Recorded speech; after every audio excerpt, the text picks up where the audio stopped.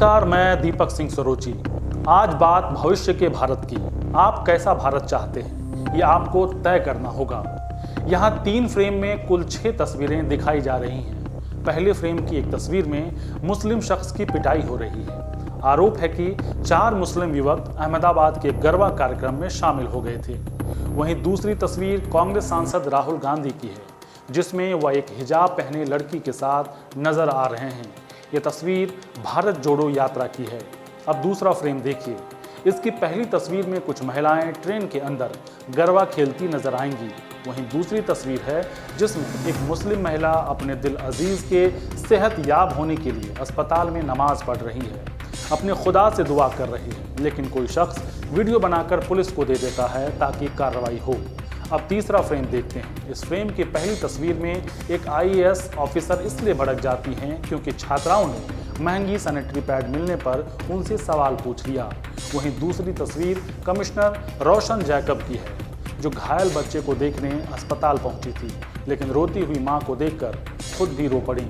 सवाल उठता है कि शबरी के जूठे बेर खाने वाले राम का यह देश क्या किसी भी आधार पर इंसान से भेदभाव की सीख देता है?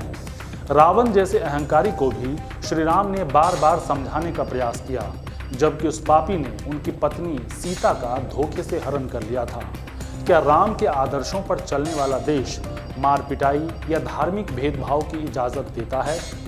जिस देश में सैनिटरी पैड की ज़रूरत को दिखाकर एक फिल्म सुपरहिट हो जाती है, उसी देश में एक लड़की अधिकारी से सस्ते दामों पर सैनिटरी पैड नहीं मांग सकती।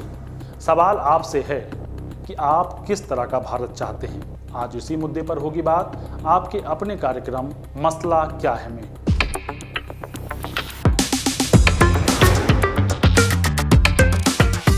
सबसे पहले बात इन 2 तस्वीरों की, जिसमें पहली तस्वीर अहमदाबाद की है और दूसरी भारत जोड़ो यात्रा की। पहली तस्वीर अहमदाबाद की बताई गई है। मीडिया रिपोर्ट्स के मुताबिक पिटाई कर रहे लोग VHP और बजरंग दल के कार्यकर्ता हैं और मुस्लिम युवक को इसलिए पीट रहे हैं क्योंकि वे गरबा कार्यक्रम देखने पहुंचे थे। समाज के नैतिक ठेकेदारों ने इन्हें देखा और दिमाग में जोर से अलार्म बजने लगा, जैसे किसी अपार्टमेंट या ऑफिस बिल्डिंग में आग लगने पर बजता है। फिर क्या था, भारत की अपंजीकृत नैतिक पुलिस ने इन्हें पकड़ा। ना कोई FIR, ना कोई पूछताछ, सीधे पिटाई शुरू कर दी।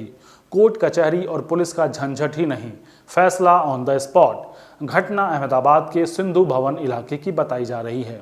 बजरंग दल का कहना है कि मुस्लिम युवक धार्मिक उत्साह के साथ गरबा में भाग नहीं लेते हैं, वे केवल हिंदू लड़कियों को लुभाने के गलत इरादे से शामिल होते हैं। इसलिए पूरे राज्य में नवरात्रि उत्सव के दौरान वे औचक निरीक्षण कर रहे हैं। इस घटना को लेकर अब तक गुजरात के मुख्यमंत्री का कोई बयान नहीं आया है। बाकियों से तो क्या ही उम्मीद करें। अब दूसरी तस्वीर पर आते हैं। यह तस्वीर भारत जोड़ो यात्रा की है, जिसमें राहुल गांधी हिजाब पहने एक छोटी बच्ची का हाथ पकड़े सड़क पर चलते नजर आ रहे हैं। इस तस्वीर को कांग्रेस पार्टी के आधिकारिक ट्विटर हैंडल से भी शेयर किया गया है। इस तस्वीर के सार्वजनिक होते ही बीजेपी की तरफ से बयानबाजी का दौर शुरू हो गया। बीजेपी नेता CT रवि ने राहुल गांधी पर हिजाब को महिमा मंडित करने और तुष्टीकरण की राजनीति करने का भी आरोप लगाया। वहीं बीजेपी प्रवक्ता संबित पात्रा ने ट्वीट करते हुए लिखा, जब धार्मिक आधार पर वोट का हिसाब किया जाता है तब वो तुष्टीकरण कहलाता है। सवाल उठता है कि गुजरात में VHP और बजरंग दल के कार्यकर्ता कानून व्यवस्था को हाथ में लेते हैं, तब राष्ट्रीय तो छोड़ दीजिए, प्रदेश स्तर के नेता भी कुछ नहीं बोलते हैं। लेकिन राहुल गांधी अगर किसी हिजाब वाली बच्ची के साथ सहज भाव में फोटो निकलवा लें तो पूरी बीजेपी टीम इसे तुष्टीकरण बताने लगती है। क्या हिंसक घटनाओं पर मौन रहना तुष्टीकरण नहीं है? क्या बीजेपी चुपचाप रहकर नए गुजरात मॉडल को आगे बढ़ा रही है? अब इन 2 तस्वीरों को देखिए। इसमें पहली तस्वीर गरबा खेलती महिलाओं की है। आमतौर पर मुंबई की लोकल ट्रेन भीड़ भाड़ के लिए जानी जाती है, लेकिन यहाँ महिलाएं हंसती खेलती नजर आ रही हैं। अव्वल तो तारीफ के लिए यह वजह ही काफ़ी है, लेकिन 28 सितंबर को सोशल मीडिया पर जब यह वीडियो पोस्ट किया गया तो इसे नवरात्र से पहले की धूम बताया गया। ट्रेन में सफ़र कर रही दर्जनों की संख्या में हंसती मुस्कुराती गरबा खेल रही महिलाओं से किसी को क्या आपत्ति होगी, जब तक कि उनकी वजह से आम लोगों को परेशानी ना हो। लेकिन एक और तस्वीर देखिए। यह तस्वीर प्रयागराज के एक अस्पताल की है। वीडियो में एक महिला अस्पताल में नमाज पढ़ती दिखाई दे रही हैं। अस्पताल के अधीक्षक डॉक्टर M.K. अखौरी के मुताबिक सभा नाम की यह महिला 22 सितंबर को डेंगू वार्ड में भर्ती एक मरीज से मिलने आई और उसके जल्द स्वस्थ होने की कामना के साथ दोपहर की नमाज पढ़ने लगी। किसी ने चुपके से वीडियो बनाकर इसे वायरल कर दिया, जिसके बाद कई लोगों ने विरोध किया।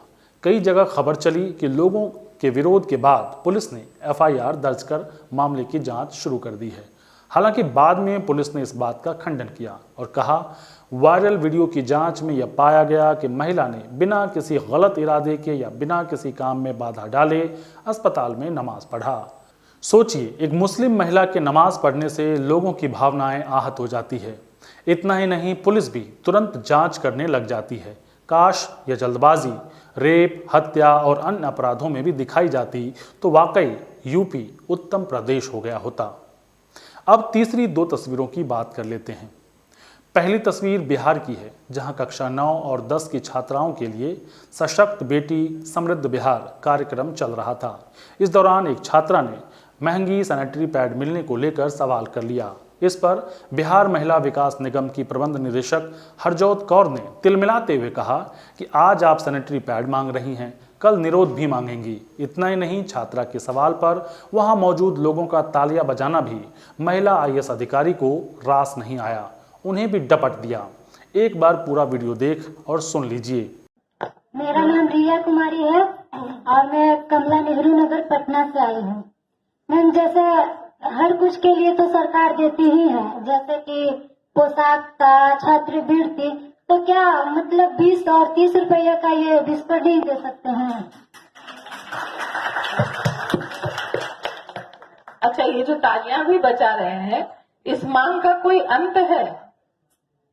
20 और 30 रुपए का विस्पर भी दे सकते हैं, कल को जीन पैंट भी दे सकते हैं, परसों को सुंदर जूते क्यों नहीं दे सकते हैं, नर्सों को वो नहीं कर सकते?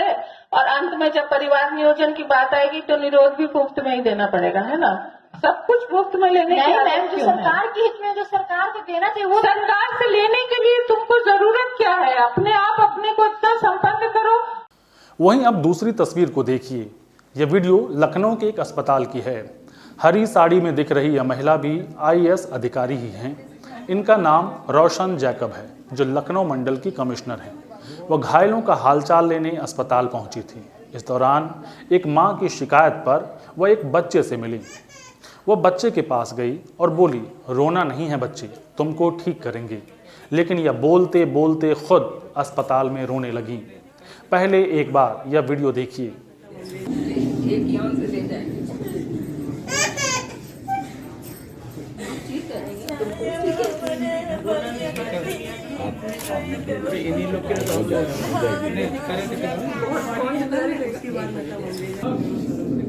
तो वो कहाँ दिखेगा? रेफर ओनली है। तो रखे रहने से क्या होगा? बनाया गया तो मैंने नहीं किया। बना है। एक मिनट शांत। दरअसल लखनऊ कमिश्नर रोशन जैकब लखीमपुर जिले में बस और ट्रक की टक्कर में हुए हादसे में घायल लोगों से मिलने अस्पताल पहुंची थी।